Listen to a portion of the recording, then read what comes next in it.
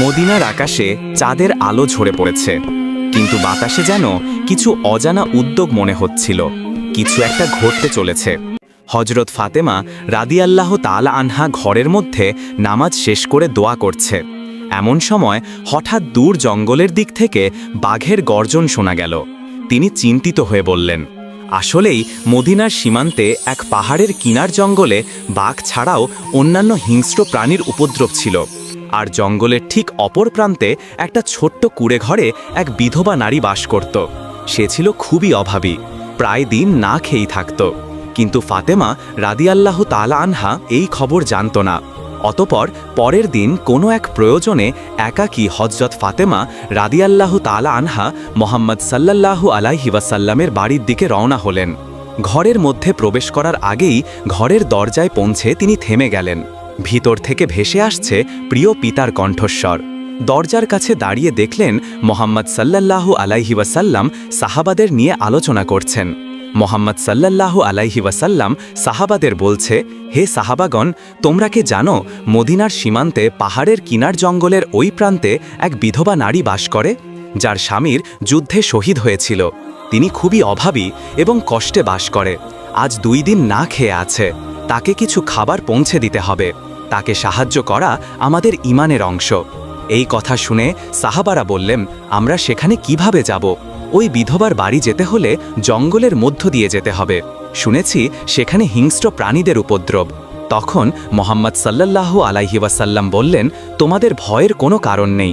হিংস্র প্রাণীও আল্লাহর সৃষ্টি, তারা আল্লাহর জিকির করে।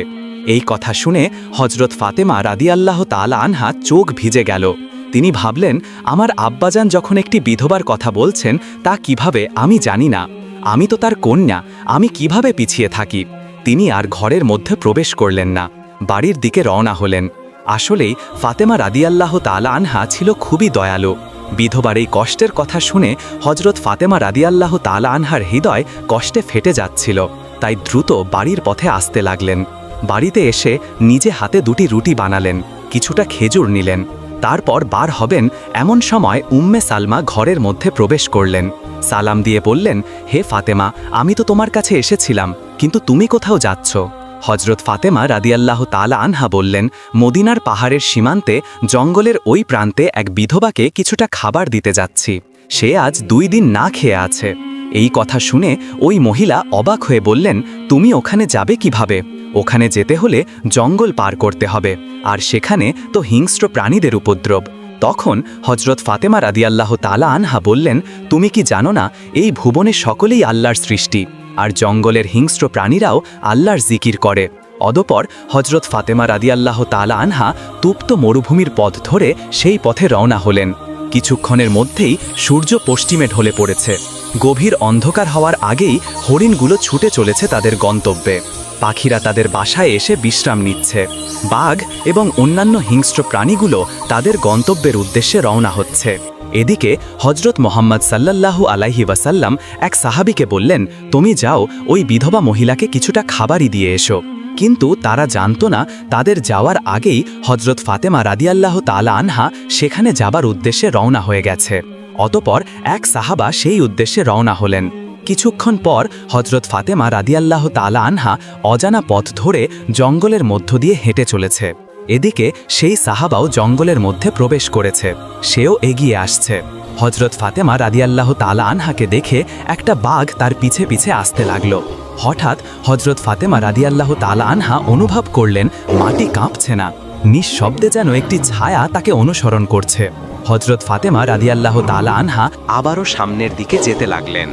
অতঃপর লক্ষ্য করে দেখলেন একটি বাঘ তার দিকে এগিয়ে আসছে। এটা দেখে তিনি থমকে দাঁড়ালেন। সেই বাঘ যখন তার কাছে আসলো, তখন হযরত ফাতেমা ভয় পেলেন না।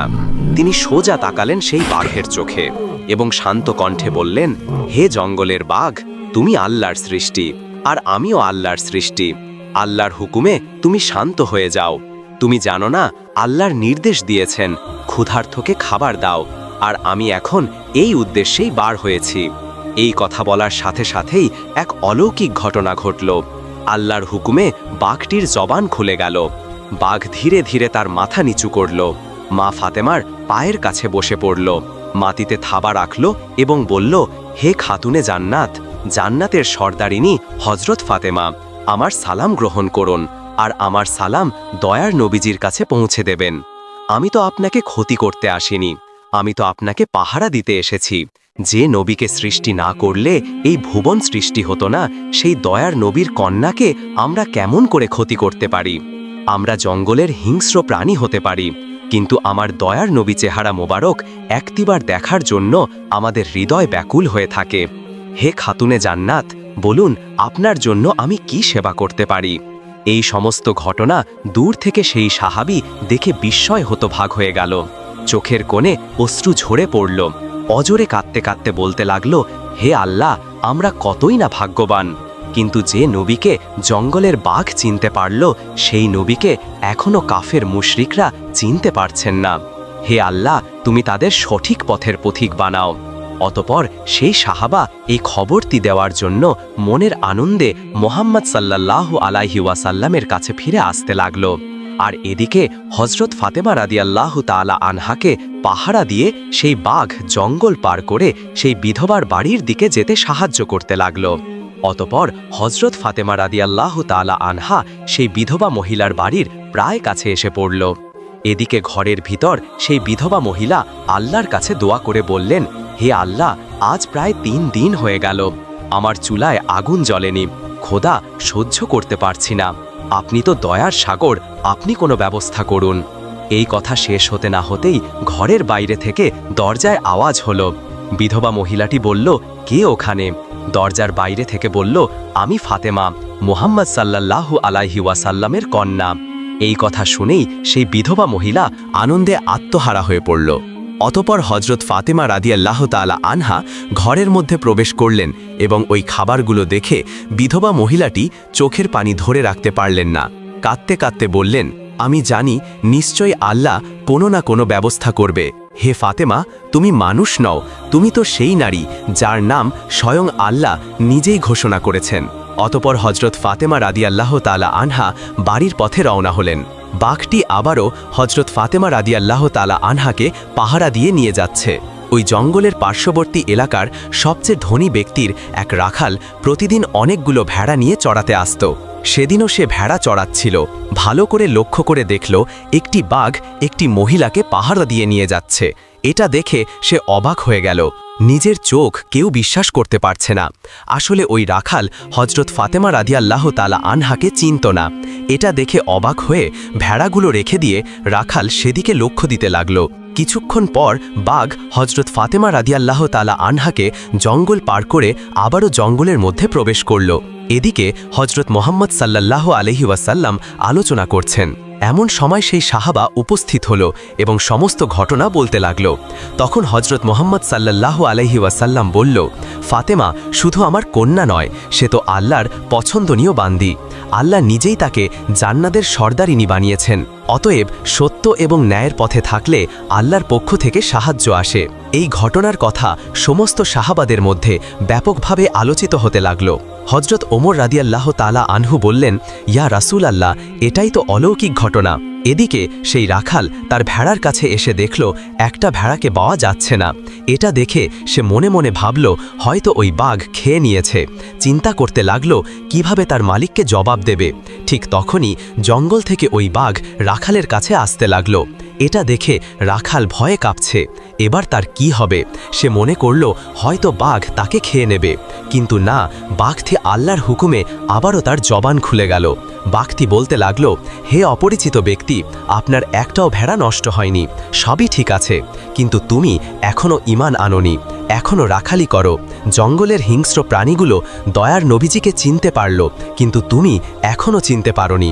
এখনও সময় আছে, যাও দোজাহানের বাদশাহ রহমতুল্লিল আলামিন মোহাম্মদ সাল্লাল্লাহু আলাইহি ওয়াসাল্লামের কাছে যাও, কলেমা পড়ে মুসলমান হয়ে নাও। আমি জঙ্গলের বাঘ, কথা দিলাম তোমার একটাও ভেড়া খাবা তো দূরের কথা, তাদেরকে স্পর্শ করব না। তুমি না আসা পর্যন্ত আমি তাদেরকে পাহারা দিয়ে রাখব। বাঘের মুখে এমন কথা শুনে সেই রাখাল হতবাক হয়ে গেল। তার মুখ থেকে একটাও কথা বার হচ্ছে না, শুধু নয়ন ভরে সেই বাঘের দিকে চেয়ে আছে। কত সে আর দেরি করল না, সাথে সাথেই হজরত মুহাম্মদ সাল্লাল্লাহু আলাইহি ওয়াসাল্লামের কাছে আসতে লাগল। এদিকে হজরত জিব্রাইল আলাইহিসসালাম হজরত মোহাম্মদ সাল্লাল্লাহু আলাইহি ওয়াসাল্লামের কাছে এসে বলল, ইয়া রাসূলাল্লাহ, আজ এক রাখাল কলেমা পড়ার জন্য আপনার কাছে আসছে, কিন্তু এই খবর পৃথিবীর কোনো মানুষ তাকে দেয়নি। এই খবর দিয়েছে জঙ্গলের বাঘ। যাও, তাকে তুমি স্বাগত জানাও। অতপর হজরত মোহাম্মদ সাল্লাল্লাহু আলাইহি ওয়াসাল্লাম কয়জন সাহাবীকে নিয়ে দাঁড়িয়েছিলেন।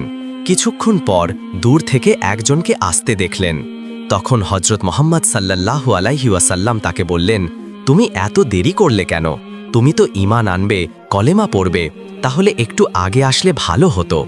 নবীজির মুখে এমন কথা শুনে রাখাল হতবাক হয়ে গেল। নবীজি জানল কিভাবে?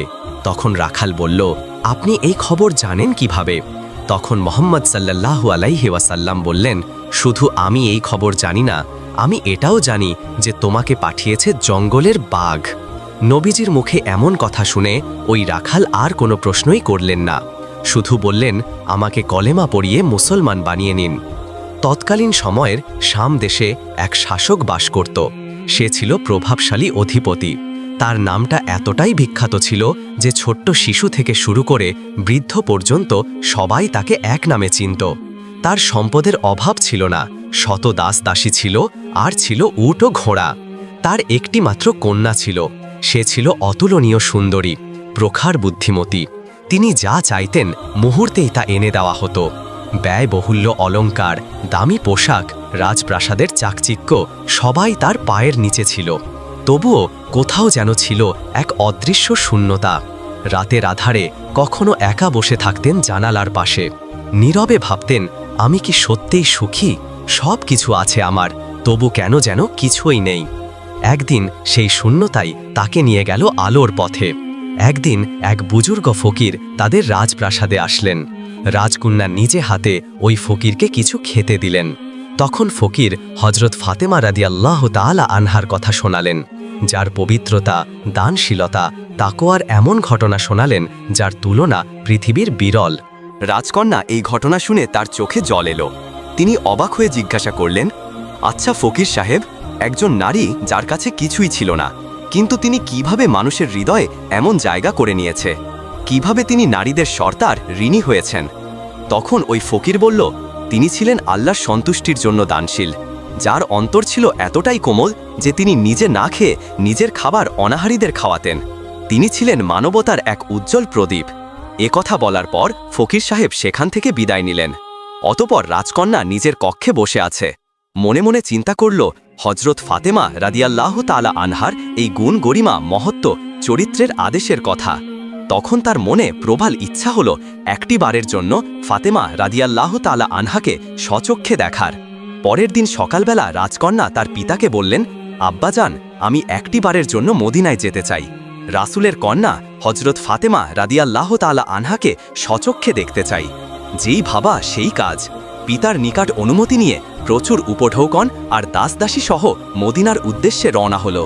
রাজকন্যা ভেবেছিল বহু মূল্যবান উপঢৌকন আর দাসদাসী উপস্থিত হয়ে সে হজরত ফাতেমা রাদিয়াল্লাহু তাআলা আনহাকে ঘাবড়ে দেবে, বিমোহিত করবে। তার মনে একটাই প্রশ্ন ঘুষাখা ছিল, এই মহিষী নারীর পবিত্রতা আমি শুধু শুনেছি, আজ আমি নিজ চোখে দেখব। কিন্তু যা তিনি দেখলেন তা তার কল্পনার থেকেও অনেক বেশি। যখন সে হজরত ফাতেমা রাদিয়াল্লাহু তাআলা আনহার নিকট পৌঁছালো, সে দেখল তিনি উপঢৌকনগুলো এমনভাবে গ্রহণ করলেন যেন সেগুলো দুনিয়ার কিছুই নয়। বেশিরভাগ মূল্যবান জিনিস একপাশে সরিয়ে রাখলেন এবং নিজ হাতে মেহমানদের আপ্যায়নের ব্যবস্থা করলেন। অতপর একজনকে বললেন, তোমরা গরিব দুঃখীদের খবর দিন। অতপর যখন গরিব দুঃখিনী হজরত ফাতেমা রাদিয়াল্লাহু তাআলা আনহার কাছে এলো, তখন নিজ হাতে খাদ্যদ্রব্য, বস্ত্র ইত্যাদি জিনিসগুলো তাদের মধ্যে বিলিয়ে দিলেন এবং মূল্যবান হীরা, জোহরাত, মানিক বাইতুল মালে জমা দিয়ে দিলেন। এই সব দৃশ্য দেখে রাজকন্যা অবাক বিস্ময় হজরত ফাতেমার দিকে শুধু তাকিয়ে আছে। তার মনে একটাই প্রশ্ন, এত কিছু দিলেন কিন্তু নিজের জন্য রাখলেন না কিছুই, এ কেমন মানুষ? এটা দেখে হজরত ফাতেমা রাদিয়াল্লাহু তাআলা আনহা শান্ত কণ্ঠে বললেন, তুমি দুঃখ করো না বোন, তুমি যে অর্থ আমাকে দিয়েছ তা অত্যন্ত আন্তরিকতার সাথে আমি গ্রহণ করেছি। তবুও এগুলো দিয়ে দিলাম কেন জানো? কারণ মানুষের হক সেই পরিমাণ অর্থের সম্পদের উপরেই থাকে যেটুকু প্রয়োজন তার বেঁচে থাকার তাগিদে। এর অধিক সঞ্চয় আল্লাহ এবং রাসূলের চোখে অবৈধ। এবং সেই সঞ্চিত সম্পদের মালিক তারা নয়, বরং দেশের নিঃস্ব অসহায় গরিব মানুষেরাই। তাই যাদের হক তাদেরকে বিলিয়ে দিয়ে নিজের প্রজাকে হালকা করে নিলাম। তখন রাজকন্যা এইরূপ কাজ দেখে আরও বিস্মিত হলেন। তিনি আপন মনেই বলে উঠলেন, বহু মূল্যবান রত্ন অলংকার পোশাক বিন্দুমাত্র নিজে না রেখে তিনি অকাতরে সব বিলিয়ে দিতে পারেন। তিনি কখনোই দুনিয়ার মানুষ নয়, নিশ্চয়ই তিনি বেহেশতের হুর। তারপর রাজকন্যা বললেন, হে নবীনন্দিনী ফাতেমা, আপনার সাথে সাক্ষাৎ করার পর আমার সকল গর্ব চূর্ণ বিচূর্ণ হয়ে গেল। আপনি আমার জন্য দোয়া করুন। অতপর সেই রাতে রাজকন্যা ফিরে গেল শ্যামদেশে, কিন্তু তার অন্তর যেন থেকে গেল মদিনায়। অতপর রাজকন্যা একদিন রাতে তার নিজ কক্ষে দোয়া করে বললেন, হে আল্লাহ, আমি জানি না আমি ঠিক পথে আছি কিনা। আমি শুধু হজরত ফাতেমা রাদিয়াল্লাহু তাআলা আনহার আদর্শকে ভালোবেসেছি। যদি আমার এই পথ তোমার জন্য হয় তবে আমাকে শাস্তি দাও। সারা জীবন এই পথেই যেন থাকতে পারি। অতপর পরের দিন সকালবেলা তার সব সোনা রূপা গয়নাগুলি নিয়ে প্রাসাদের দরজার সামনে এসে দাঁড়ালেন। তখন তার পিতা অবাক হয়ে জিজ্ঞাসা করলেন, মা, তুমি কি করতে চাইছ? রাজকন্যা বলল, আব্বাজান, আজ থেকেই আমি আর রাজকন্যা নই। আজ থেকে আমি হজরত ফাতেমাতুজ জোহরা রাদিয়াল্লাহু তাআলা আনহুর অনুসারী। তিনি যা করেন আমি তাই করতে চাই। আমি অসহায় ক্ষুধার্তদের ক্ষুধা মেটাতে চাই। তার পিতা অবাক দৃষ্টিতে চেয়ে আছে। তখন রাজকন্যা বলল, আব্বাজান, আপনি যদি আমাকে ভালোবাসেন তবে দোয়া করুন আমি যেন মৃত্যুর আগ পর্যন্ত একজন ক্ষুধার্তকে খাবার দিতে পারি, একজন নিঃস্বকে কাপড় দিতে পারি, একজন কাঁদতে থাকা মায়ের চোখ মুছিয়ে দিতে পারি। অতপর একদিন সূর্যের সোনালি আলো যখন পূর্ব দিগান্তে রং ছড়াচ্ছে, তখন রাজকন্যা বার হলেন এক বিদেশ সফরে। তার সঙ্গে ছিল কয়েকজন বিশ্বস্ত দাসদাসী, মূল্যবান উপঢৌকন এবং রাজপথে চলার জন্য সাজানো রাজকীয় বাহন। যাত্রালার কিছুদূর অগ্রসর হবার পর জনপদেন এক নির্জন পথ ধরে যখন তাদের কাফেলা এগিয়ে চলেছে, হঠাৎ রাজকন্যার চোখ আটকে গেল এক হৃদয় বিদারক দৃশ্যে। একটা গাছতলায় বসে আছেন এক মা আর তার ছোট্ট সন্তান। তীব্র ক্লান্তি ও দুঃখ ক্ষুধার যন্ত্রণা নিয়ে সেই মায়ের দৃষ্টিতে ছিল আতঙ্ক ও নিরাশ। রাজকন্যা হঠাৎ থেমে গেলেন। তার ভিতরের হৃদয়ভিত্তে যেন কিছু একটার আলোড়ন উঠল। রাজকন্যা এগিয়ে গেলেন সেই অসহায় মায়ের দিকে। জিজ্ঞাসা করলেন, হে মা, এখানে এমন অবস্থায় বসে আছেন কেন? কি হয়েছে আপনার? মহিলাটি মাথা নিচু করে ধীরে ধীরে বললেন, কয়েক বছর আগে আমার স্বামী ইন্তেকাল করেছেন। সেই থেকে আমরা নিঃস্ব হয়ে গেছি। কাজ নেই, খাবার নেই, অসহায় সহায় সম্বল নেই। অনেক দিন কিছু ভালো খাইনি। ক্ষুধা ও অসহায়ত্বে আজ এই পথের পাশে বসে আছি। এই কথাগুলো শুনে রাজকন্যার হৃদয় যেন কেঁদে উঠল। তার চোখে জল এলো।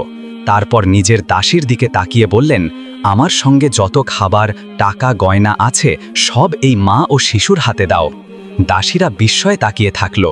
এমন উদারতা, এমন নিঃস্বার্থতা তারা আগে কখনোই দেখেননি। সেদিকে তাকিয়ে দেখল রাজকন্যার চোখ জলে ভিজে গেছে। তারই দান জীবনের সবচেয়ে বড় উপকার। তখন সে অসহায় মহিলা অবাক হয়ে প্রশ্ন করলেন, তুমি কে? আমি তো তোমাকে চিনি না। তুমি তো কোনো সাধারণ মানুষ নও। এরকম করে কেউ বা সবকিছু বিলিয়ে দেয়? রাজকন্যা একটু মৃদে হেসে বললেন, আমি হজরত ফাতেমা রাদিয়াল্লাহু তাআলা আনহার অনুসারী। তারই আদেশে আমার জীবনের আলো। তিনি আমাদেরকে শিখিয়েছেন মানবতার জন্য দান করা, ভালোবাসা ছড়ানোর প্রকৃত রাজপথ। আমার যা কিছু আছে তা দিয়ে যদি কারো চোখের জল মুছে দিতে পারি তবে সেটাই হবে আমার রাজত্ব। এই কথা বলে রাজকন্যা আবার নিজের পথে রওনা হল। এই কথা শুনে সেই মহিলা চুপ হয়ে গেলেন। তার চোখের জল শুকিয়ে গিয়ে মুখে ফুটে উঠল এক আর্থিক প্রশান্তি, হৃদয়ের আনন্দ। তিনি শুধু অবাক দৃষ্টিতে তাকিয়ে রইলেন রাজকন্যার দিকে। তাদের চোখে তখন রাজকন্যা ছিলেন শুধু এক নারী নয়, ছিলেন মানবতার ফেরেশতা। অতপর এদিকে একদিন হজরত ফাতেমা রাদিয়াল্লাহু তাআলা আনহা ঘরের মধ্যে বসেছিলেন। তখন ছোট্ট হাসান এবং হোসাইন দুজনেই আলাদা আলাদা তক্তিতে কিছু লিখে সেখানে আসলেন এবং বললেন, আম্মাজান, বলুন তো কার হাতের লেখা সবথেকে সুন্দর হয়েছে? তখন হজরত ফাতেমা রাদিয়াল্লাহু তাআলা আনহা দেখলেন এটা তো বলা বড় কঠিন, কেননা কার লেখা সুন্দর বলবেন আর কার অন্তরে ব্যথা দেবেন তাদের দুজনার প্রতি সমান মায়া ছিল। তাই কারো অসন্তুষ্ট না করে তিনি বললেন, বাবা, তোমরা নানাজানের কাছে গিয়ে দেখে এসো। তিনি বলে দেবেন তোমাদের মধ্যে কার লেখা সব থেকে বেশি সুন্দর হয়েছে। মায়ের কথা মতো হজরত হাসান এবং হোসাইন রাসূল সাল্লাল্লাহু আলাইহি ওয়াসাল্লামের কাছে ছুটে চললেন। সেখানে উপস্থিত হয়ে শান্তভাবে বললেন, নানাজান, বলুন তো আমাদের দুজনার মধ্যে কার লেখা বেশি সুন্দর হয়েছে? এই কথা শুনে রাসূল সাল্লাল্লাহু আলাইহি ওয়াসাল্লাম চুপ হয়ে গেলেন, কেননা তিনি দুজনকেই সমানভাবেই আদর করতেন। এক্ষেত্রে তিনি কাকে হারিয়ে দেবে আর কাকে জিতিয়ে দেবে তিনি কাউকে দুঃখ দিতে চান না, তাই চুপ হয়ে গেলেন। শেষ পর্যন্ত রাসূল সাল্লাল্লাহু আলাইহি ওয়াসাল্লাম নিজে কোনো রায় না দিয়ে বললেন, ঠিক আছে, তোমরা একটু অপেক্ষা করো। আল্লাহর কি কুদরত! কিছুক্ষণের মধ্যেই হজরত জিবরাইল আলাইহিস সালাম আল্লাহ রব্বুল আলামিনের দরবার থেকে একটি আপেল নিয়ে হাজির হলেন এবং বললেন, ইয়া রাসূল আল্লাহ, প্রশ্নের উত্তর দেওয়ার জন্য আপনি এই আপেলটি লেখার ওপর নিক্ষেপ করবেন। যার লেখার ওপরে পড়বে তার লেখা সব থেকে সুন্দর হবে। অতপর হজরত মুহাম্মদ সাল্লাল্লাহু আলাইহি ওয়াসাল্লাম তাই করলেন। দুজনের লেখা তার ওপরে রাখলেন। আল্লাহর কি অপার মহিমা! আপেলটি নিক্ষেপ করতেই দুখণ্ডে বিভক্ত হয়ে দুজনের লেখার ওপরে গিয়ে পড়ল। অতএব তারা দুজনেই খুবই খুশি হলেন এবং খুশিতে আত্মতরা হয়ে বাড়িতে চলে গেলেন। প্রিয় দর্শক, ফাতেমা রাদিয়াল্লাহু তাআলা আনহা দুনিয়ায় নয় আখিরাতের রাজকন্যা। তিনি ছিলেন এক মহিষী নারী, যার আদর্শ আজও কোটি কোটি হৃদয়কে বদলে দিতে পারে। আজও ইতিহাস স্মরণ করে সামদেশের সেই রাজকন্যাকে, যিনি ছিলেন হযরত মুহাম্মদ সাল্লাল্লাহু আলাইহি ওয়াসাল্লামের কন্যা ফাতেমা রাদিয়াল্লাহু তাআলা আনহার ছায়া। তিনি বুঝেছিলেন সত্যিকারের রাজত্ব শুধু তখনই যখন আপনি মানুষের অন্তরে রাজত্ব করেন। আপনি ধনী হতে পারেন, রাজকন্যা হতে পারেন, কিন্তু মানুষের সেবা না করলে তা বৃথা। হযরত ফাতেমা রাদিয়াল্লাহু তাআলা আনহার আদর্শ আজও মানুষকে বদলে দিতে পারে, আর সেই আদেশেই বেহেশতের রাজপথ শুরু। তুমি যদি বদলাতে চাও দুনিয়া নয়, বদলাও নিজের মনকে, যেমন বদলে দিয়েছিল রাজকন্যাকে। আল্লাহ রাব্বুল আলামিন যেন আমাদের সকলকে আমাদের প্রিয় নবীজির চরিত্রে চরিত্রবান হওয়া এবং হযরত ফাতেমার মতো আদর্শ এবং চরিত্রবান হবার তৌফিক দান করুন। আমরা সবাই বলি আমিন। আসসালামু আলাইকুম।